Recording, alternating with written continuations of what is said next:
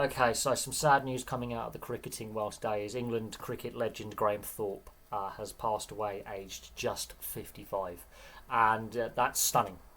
And it's only, what, 19 and a half, like 18 and a half years older than me because I'm 34. That is actually quite stunning that he's passed away so young.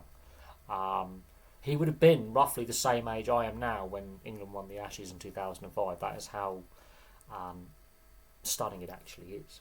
Seems like yesterday at the Oval, England won the Ashes 2005, and I remember that Test series very vividly. He was a key component of that Test side. I had the great pleasure of actually watching Graham Thorpe play in person at Lords in 2003 against Zimbabwe in Jimmy Anderson's first Test. Day three in the field, brilliant fielder. He was a very good fielder in the slips, and anywhere you could put him anywhere, he was a very competent fielder. But he's better known as a batsman, and I think while it's very sad about his untimely and early passing, it's very sad. As a player, I think when he was playing, I think he was criminally underrated in the era he played. There were some great players at that time who were specialist batsmen. Now he was a bit more of a middle order batsman, and he was a very good fielder.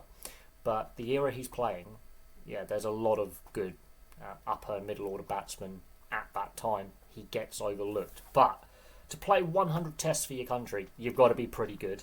To play 82 one-day internationals, you've got to be pretty good. And this is pre the T20 days of like the IPL and what we have now. So he was playing all formats of the game at that time. He played his entire first-class county career for Surrey between 88 and 2005. His test career goes from 93 to 2005. He scored a century on debut. How many players can say they've done that? I mean, he scored 6,744 runs with an average of 44.66. That is ridiculous by any one stretch of the imagination. His best total was a 200 not out in 2002 versus New Zealand. And New Zealand have always had a very good cricketing setup. For a country that's rugby mad of both codes, cricket does very well in New Zealand, and New Zealand have always had really top quality sides. So a 200 double century not out is his best score. Yes, there are batsmen who scored higher scores than that, obviously, Brian Lara being one with a quadruple century to set the record. There are batsmen who've got a better batting average, for example, a better strike rate. There are batsmen who've obviously got more runs. This is where I think he was criminally underrated. And he did have dips in form, but he was also very reliable to stick in there and be gritty. So, as I say, he scored 114 on Test debut in 1993 versus Australia. I mean, this is the Australian side that was dominant in the 90s. So this is the end of the West Indies dominance, beginning of Australia's dominance. And to get a century on debut against a very dominant Australian side with their stacked lineup tells you the quality he did have. He was the 564th player to be capped by England. And he was the Wisden Player of the Year, Cricketer of the Year in 1997. So he was voted the best cricketer of the world in 1997. After his playing days, he coached over in Australia for a brief period in New South Wales in the Sheffield Shield. He did spend a long time, a 12-year period, as an assistant with the England coaching setup, as a batting coach and as an assistant head coach for 12 years between 2010 and 2022. So he really got stuck in with the coaching. That lengthy spell as an assistant with the England setup got him the gig with the Afghan test side, a fledgling test side in 2022. However, ill health over the last couple of years has hampered things, and of course he was taken ill less than a week ago, and sadly has passed away. But you look at some of his stats. He scored 16 centuries at test level. To play your entire career with one county at first class level, not many players do that these days. We talk about club loyalty in professional sport and team loyalty. It's not what it used to be. So he stuck it out. He's a Surrey legend. But to have 100 tests and 82 ODIs, that's 182 international matches. At the time he was playing, that is a fair 100 tests, and winning the Ashes in his final test. I mean, you couldn't make that up.